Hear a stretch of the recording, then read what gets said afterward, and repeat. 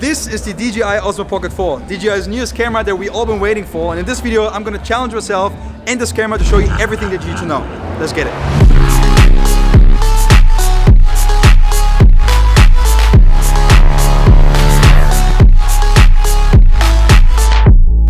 See, with an absolute wild time out here, so let's talk through what's actually new about this camera. So for starters, we have a brand new 1-inch sensor which will give you better detail, more accurate colors, and just overall better dynamic range. You also have a 2x lossless zoom in this camera, similar to what you had on the Osmo Pocket 3, but the difference is that you can zoom whilst recording, so it feels like you have a second lens always on you. With the Osmo Pocket 4, you can now shoot up to 4K 240 frames per second. It's absolutely mind-blowing, and we're definitely going to put it to the test throughout this video. And finally, what excites me the most is that we can now shoot in 10-bit true D-Log, which is the same color profile that you can shoot on the DJI Inspire 3 or the Ronin 4D, so expect a lot of dynamic range. You might be able to relate to this, but I'm a huge fan of run and gunning, and I never really use a gimbal, let alone a camera that's already built on a gimbal. So I'm really excited to challenge myself, and what a better way to do this here and start off with some crazy action shots. Let's go.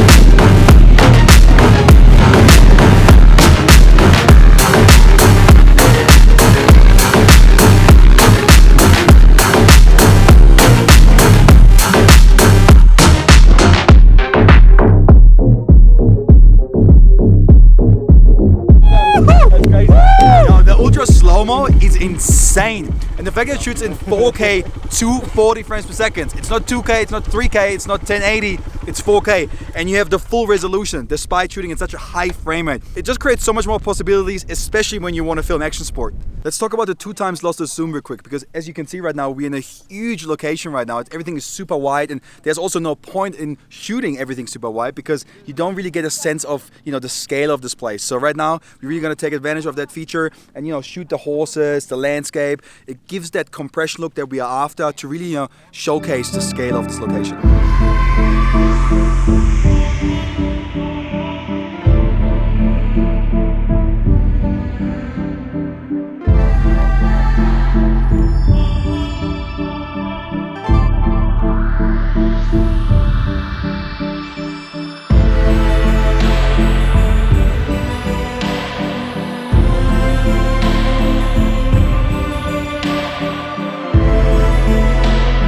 The new D-Log color profile on this camera is just ridiculous, seriously. Like the fact that you can recover pretty much any detail later in post. If you have crushed the blacks, you can bring them up. If you, went too harsh on your highlights, you can bring them down.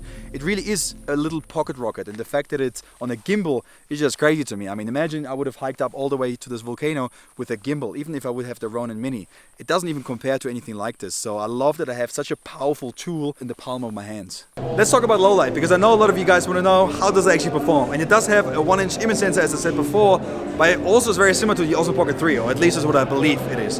It does, however, feature 14 stops of dynamic range, and with the new D-Log color profile, it should do pretty well.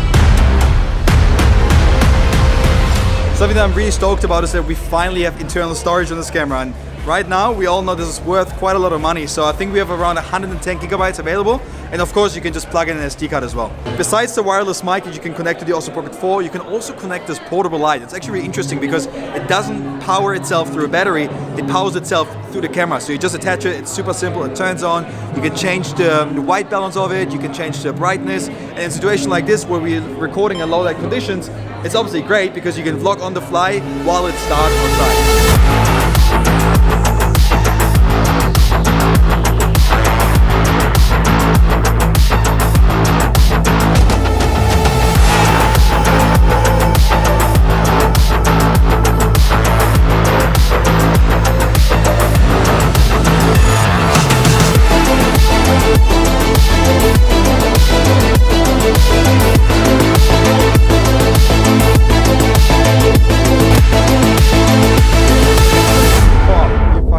bro.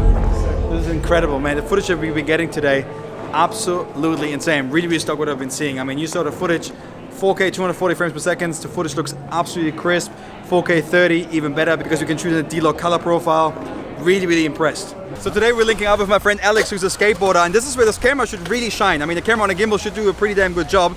We're going to utilize different shooting modes, follow mode, FPV mode, and we're also going to shoot everything here in 4K 30, 4K 60, and even 4K 240. 2, 1.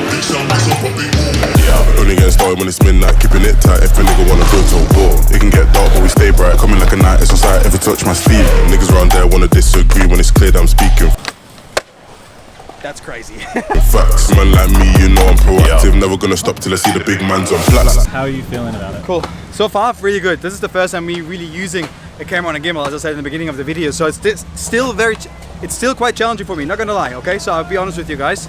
But what it does do is it gives me the confidence that I'm getting somewhere with this, you know what I mean? And the shots look really good. Like, I wouldn't be able to get such stable shots without this gimbal. So it's definitely something that, you know, if you are doing a lot of extra sports or, you know, there's a lot of movements in the work that you do, this definitely is a great camera for that stuff. You might fall out.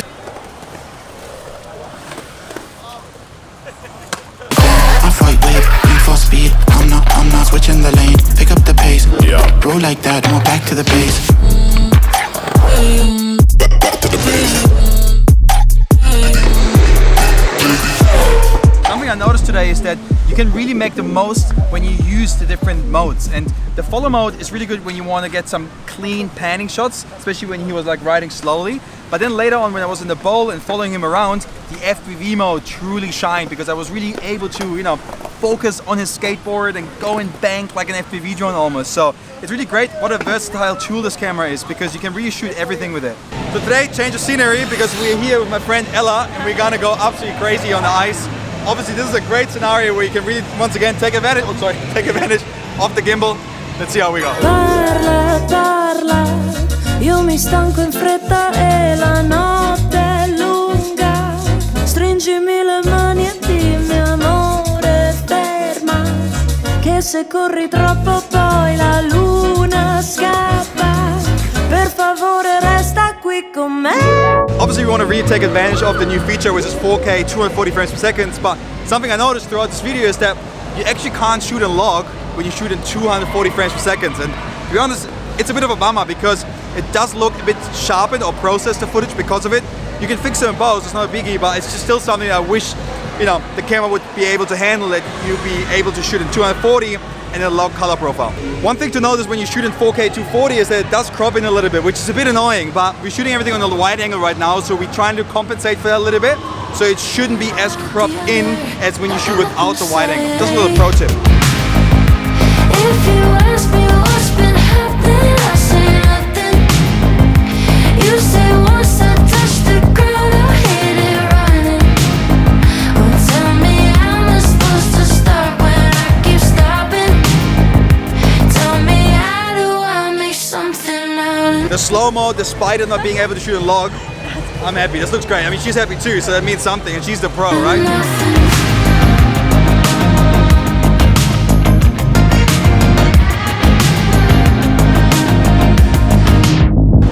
Fun to work with this camera because my first time really working with a gimbal. But let's talk about my final thoughts of the Osmo Pocket 4. For someone who's never really used this camera before, I was really impressed. I really enjoyed shooting with it. You saw it in the video. There were a couple moments where, you know, I am confident that I wouldn't have been able to get that particular shot if it wasn't for the camera being on a gimbal. And as I said in the beginning of the video, I really wanted to challenge myself. And I feel like throughout this video, I gained a new skill to shoot in this camera. And I was really stoked with the results that we got out of it. So I actually think there are two questions to answer here. One, do you need an Osmo Pocket camera, period? And two, if you do need one or want one, should you go for the Osmo Pocket 3 or for the Osmo Pocket 4? So let's start with the first question. If you want the ultimate hybrid, being able to shoot on a gimbal, but you travel a lot or don't want to carry a big camera rig with you, I think this camera is great, whether it's the Osmo Pocket 3 or the Osmo Pocket 4, because you really have everything at the palm of your hand. Now, when it comes to deciding between the Osmo Pocket 3 and the Osmo Pocket 4, I really think it depends on you. Let's just assume you don't have the Osmo Pocket 3 already. I definitely think you should go for the Osmo Pocket 4. You have more dynamic range, better quality footage, and you just have more freedom in post with the D-Log color profile. Plus, you can also take advantage of the internal storage, which we all know is very expensive at the moment, so I think this is definitely a winner. But of course, if you already have the Osmo Pocket 3, is it worth upgrading? That's again really up to you, because if you don't care about the D-Log color profile or the 14 stops of dynamic range, then you're just fine. But of course, if you don't have one already, as I said before, I would definitely go for the Osmo Pocket 4. But enough of me talking, I would love to know what you think. Do you think it's worth getting the Osmo Pocket 4? Is it worth upgrading, or are you just as happy with the Osmo Pocket 3? Are there any questions? Drop them down below as well, and I'll catch you guys in the next one. Let's go.